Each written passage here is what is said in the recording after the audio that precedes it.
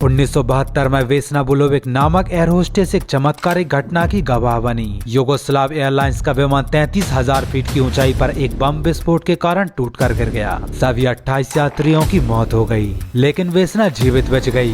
वो विमान के पिछले हिस्से में फंसी थी, जिससे उनका गिरने के कारण बचाव हो गया। उनकी रीढ़, खोपड़ी और पैर बुरी तरह चोटिल हुए, लेकिन वे फिर से चलने लगी और ये घटना मानव सहन शक्ति और चमत्कार का प्रतीक बन गई। गिनीज वर्ल्ड रिकॉर्ड्स ने उन्हें सबसे ऊंचाई से बिना पैराशूट के गिरकर जीवित बचने वाली महिला के रूप में दर्ज किया।